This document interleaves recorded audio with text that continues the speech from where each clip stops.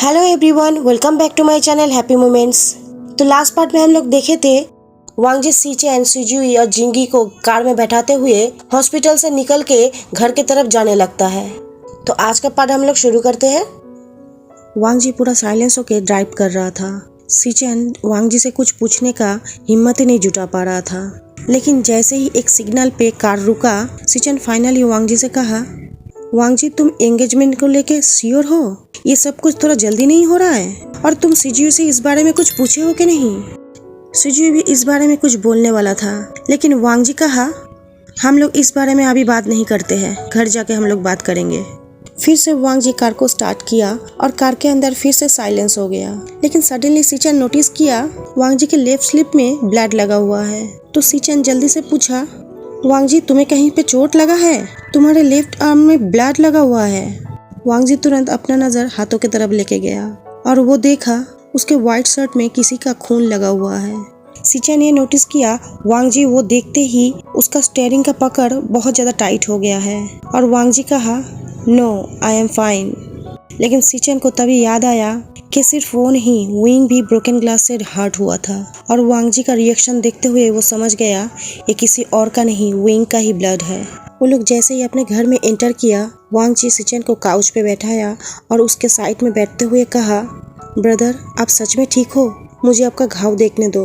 वांग जी धीरे से सीचेन का शर्ट उठा के उसका स्टिच किया हुआ घाव देखा और उसके आंखों में आंसू आ गया। वो कहा, अगर मैं इतना जल्दी वहाँ से नहीं निकल जाता तो ये सब नहीं होता। ये सब कुछ मेरा फॉल्ट है। आई एम सॉरी गगा। सीचेन अपने ब्रदर को हक करते हुए कहा, वांग जी अगर तुम वहाँ पे होते भी तब भी तुम कुछ नहीं कर पाते। विंग बहुत ज़्यादा अल्कोहल पिया हुआ था और वो बहुत ज़्यादा ड्रंक था। वो मुझे हर्ट करना नहीं चाहता था, लेकिन तुम उसके साथ बहुत ज़्यादा हर्ष थे। मैं सब कुछ सुना था।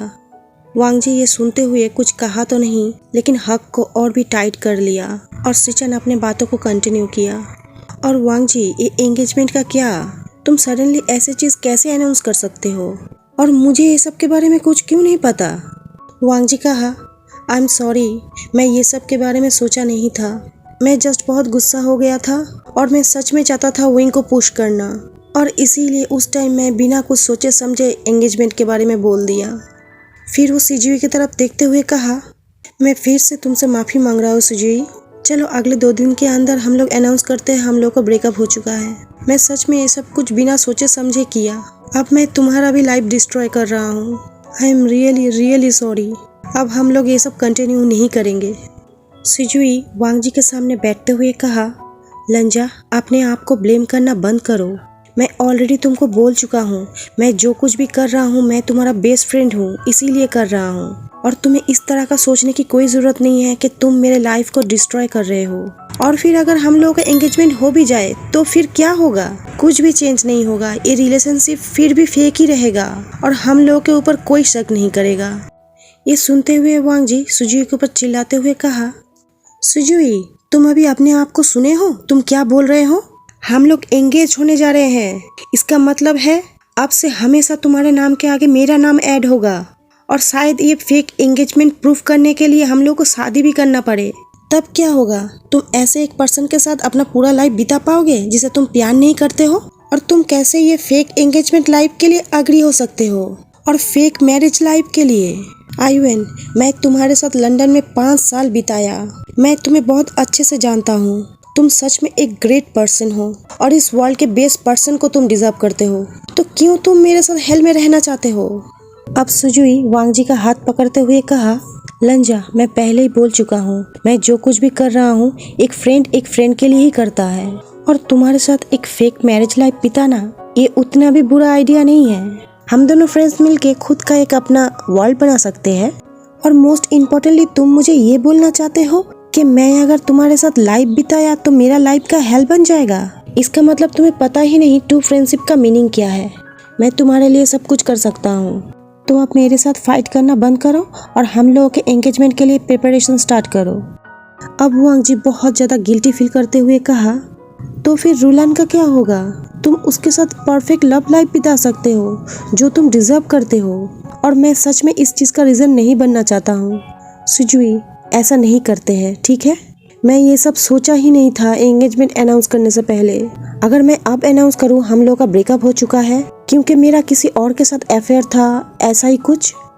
ये सुन के सुजुई हंसते हुए कहा, लंजा इडियट मत बनो, तुम्हारे अफेयर का जो स्टोरी है ये एक भी इंसान बिलीव नहीं करेगा। और मैं ऑलरेडी तुमको बोल चुका हूँ, रुलन मेरा जस्ट क्रश है, तुम्हें एंगेजमेंट कैंसिल करने की कोई जरूरत नहीं है। शायद ऐसा भी हो सकता है ये फेक एंगेजमेंट की वजह से तुम्हारे लाइफ में फिर से तुम्हारा लव वापस आ जाए।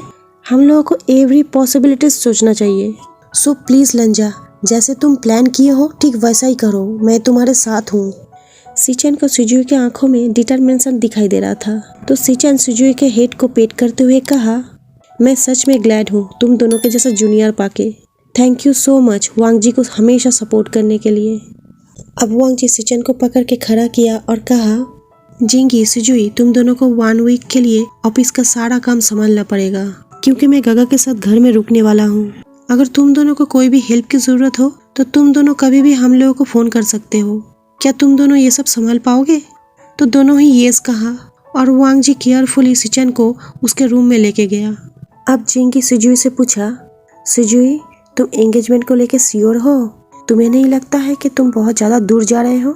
सुजुई सॉफ्टली स्माइल के साथ कहा, मैं श्योर हूँ। लंजा हम लोगों को एक बार सेव किया था और हम लोगों को बहुत तरफ से हेल्प किया है, तो मैं कैसे अभी उसे अपना पीठ दिखा सकता हूँ जबकि उसे अभी बहुत ज्यादा हेल्प की जरूरत है।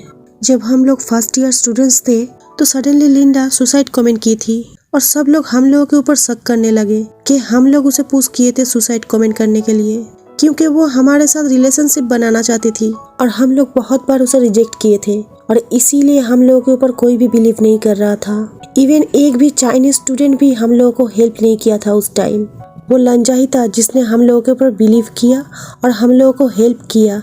वो हम लोगों के लिए उसके फैमिली लॉयर के साथ कांटेक्ट किया और एक प्राइवेट इन्वेस्टिगेशन करवाया और हेल्प किया हम लोगों के ऊपर से सारा चार्ज हटाने में। अगर उस टाइम लंजा और बिग ब्रदर नहीं होता तो हम लोगों का लाइफ हेल बन जाता और हम लोग ठीक से शायद अपना स्टडी भी नहीं कर पाते। उस टाइम हम लोगों के ऊपर कोई भी विश्वास नहीं किया था, सिर्फ ये 2 ब्रदर ही हम लोगों के ऊपर विश्वास किया था और सबको रॉन्ग प्रूफ किया था। इवन वो लोग हम लोगों को फैमिली मेंबर बनाया। मैं जस्ट उन लोगों के लिए कुछ करना चाहता हूँ। जिंगी कहा, वो सब दिन बिल्कुल हॉरिबल डेज था लेकिन ये लोग हम लोगों के लिए एंजल्स हैं। मैं तुम्हारा फीलिंग समझ सकता हूँ, चलो हम लोग हेल्प करते हैं उसका, लेकिन तुम मुझे हमेशा बोलना तुम क्या सोच रहे हो या क्या चाहते हो। मैं तुम्हें हेल्प करना चाहता हूँ। आफ्टर ऑल मैं तुम्हारा ब्रदर हूँ, मैं हमेशा तुम्हारे साथ हूँ आयुवन। ये कहते हुए वो लोग एक दूसरे को हक किया, फिर अपने अपने रूम में चला गया। इधर वांग जी सीचेन को बोलने लगा, गगा मुझे पता है सुजुई अभी क्या सोच रहा है। उसे मैं जो लंदन में हेल्प किया था वो उसी का रिपे करना चाहता है, लेकिन वो समझ नहीं रहा है कि वो अभी क्या करने जा रहा है। हम लोगों के ऊपर हमेशा लाइट्स रहता है और यही चीज़ उसे जला देगा। सीचेन कहा, मैं सोचता हूँ ये सब कुछ मेरा ही फॉल्ट है। मैं तुम्हें ये आइडिया दिया था और अभी सब कुछ गलत हो रहा है, लेकिन अभी इस गेम से निकलने का कोई रास्ता नहीं है।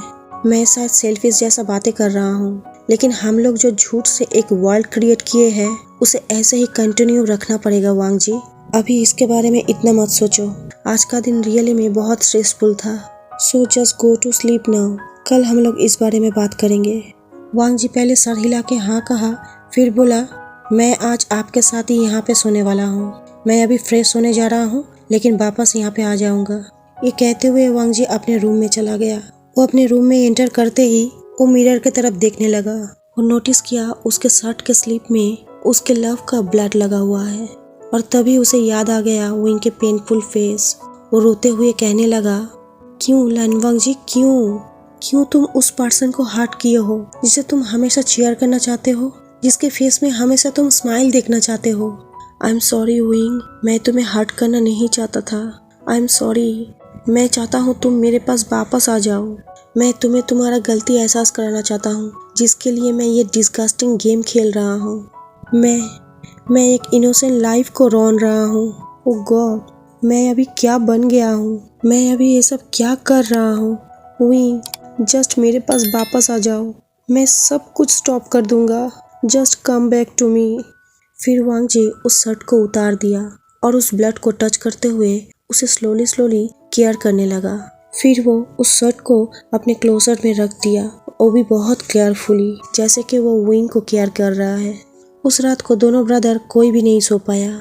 एक सोच रहा था वो पता नहीं क्या कर रहा है, और दूसरा बहुत ज़्यादा वरीड था उस पर्सन के लिए, जो पर्सन को वो इस दुनिया में सबसे ज़्यादा चीयर करता है, हैप्पी देखना चाहता है, उसके लिटिल ब्रदर के लिए।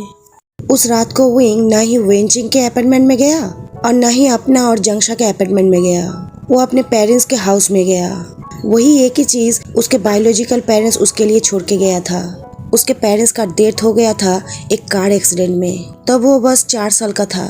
लेकिन उसके पेरेंट्स एक ट्रस्टेड वर्कर थे जियांग इंडस्ट्री के, और जियांग कपल के चाइल्डहुड फ्रेंड भी थे।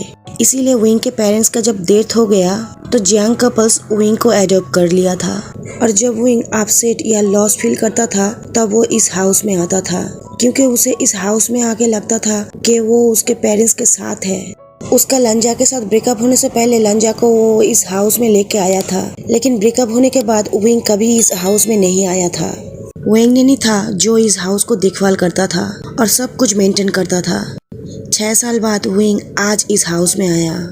विंग उसके पेरेंट्स के रूम में एंटर किया और एक बिग लैमिनेटेड एक पिक्चर के सामने वो बैठते हुए उसके पेरेंट्स से कहा, मॉम, डैड, आप लोग मुझे क्यों नहीं आप लोगों के साथ लेके गए?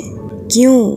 मैं इतना साल अपने आप को स्ट्रॉन्ग रखने की बहुत कोशिश किया, तो फिर क्यों अभी मैं अपने आप को स्ट्रॉन्ग नहीं रख पा रहा हूँ? मॉम, मेरा लंजा मेरे तरफ देखता भी नहीं है और मेरे साथ बात भी नहीं करता है। वो मुझे बिल्कुल भी अब प्यार नहीं करता। वो मुझे वापस नहीं चाहता है। क्यों वो सुजुई के साथ लव में पड़ा? क्यों वो किसी और इंसान के साथ एंगेज करना चाहता है जो कि मैं नहीं हूँ? I love him so much, और मैं उसे ये चिल्ला के बोलना चाहता हूँ कि मैं अभी भी उसी से प्यार करता हूँ, लेकिन मैं ये नहीं कर सकता। क्यों मैं उसके साथ ब्रेकअप किया था? वो इंसान मुझे उसके साथ ब्रेकअप करने पे मजबूर किया था। मैं उस पर्सन से प्रॉमिस किया कि मैं कभी भी लंजा के पास वापस नहीं जाऊंगा, लेकिन लंजा को किसी दूसरे पर्सन के साथ देख के मैं जिंदा नहीं रह पाऊंगा। मैं ये एंगेजमेंट किसी भी हालत में नहीं होने दूंगा। मैं सारा चीज़ रौन दूंगा। मैं उसके साथ बात करूंगा, वो मुझे समझेगा। वो अपना फ़ोन निकाला वांग जी को कॉल लगाने के लिए, लेकिन वो देखा उसके फ़ोन में किसी अननोन नंबर का कॉल आया है, तो उस कॉल को पिक किया और कहा, हेलो, हु इज़ दिस? तो वो पर्सन कहा, विंग, कॉन्ग्रेचुलेशंस, मैं सुना तुम्हारा एंगेजमेंट हुआ है, ये good for you. At last तुमसे वांग जी को छुटकारा मिल गया। तो विंग कहा, आप मुझे फिर से क्यों कॉल किए हो? अभी इस बार आप मुझसे क्या चाहते हैं? तो वो पर्सन कहा, नथिंग, लेकिन तुम वांग जी को कोई भी बात बताने के बारे में मत सोचना। हम लोगों का डील हुआ था ना, और अगर तुम अपने प्रॉमिस को तोड़ोगे तो तुम्हें बहुत अच्छे से पता है वांग जी को क्या फेस करना पड़ेगा, उसका क्या परिणाम होगा। तो विंग डरते हुए कहा, नहीं, ऐसा कुछ भी मत करना। मैं कुछ भी किसी को भी बताने वाला नहीं हूँ। ये बात जैसे 6 ईयर पहले सीक्रेट था, आज भी वैसे ही सीक्रेट रहेगा। तो वो पर्सन कहा, गुड बॉय, थैंक यू वांग जी के साथ ब्रेकअप करने के लिए। आफ्टर ऑल तुम वांग जी का वर्थ नहीं हो, बाय बाय। ये कहते हुए वो पर्सन कॉल काट कर दिया और विंग बेड पे फिर से बैठते हुए अपने आप से ही बोलने लगा, लंजा, मैं अभी क्या करूं? कभी कभी मैं सच में चाहता हूं कि हम लोग एक दूसरे के साथ पहली बार नहीं मिलते तो ही अच्छा होता। हम लोग क्यों एक दूसरे के प्यार में पड़े? क्यों? लंजा, बस एक चीज हमेशा याद रखना, आई लव यू। मैं तुमसे प्यार करता हूँ, और मैं तुम्हारे साथ ब्रेकअप किया था कारण मैं तुम्हारे लाइफ को रोते हुए नहीं देखना चाहता था। I love you forever लंजा, I love you forever. Hey guys, मैं आज का पार्ट यहीं पे ख़त्म कर रही हूँ। आप लोगों को मेरा वॉइस सुन के आप लोगों को अंदाज़ा हो गया होगा कि मेरे गले में फिर से प्रॉब्लम हो गया है। मैं बहुत प्रॉब्लम झेल के आज रिकॉर्डिंग किया हूँ। सो इस वीडियो को लाइक करना, शेयर करना, और ये पार्ट आप लोगों को कैसा लगा ये मुझे कमेंट करके ज़रूर बताना। हाँ, चैनल को सब्सक्राइब करना मत भूलना। तो आज के लिए मैं चलती हूँ। अगला पार्ट लेके मैं कब मिलूँगी मुझे नहीं पता। Bye bye friends.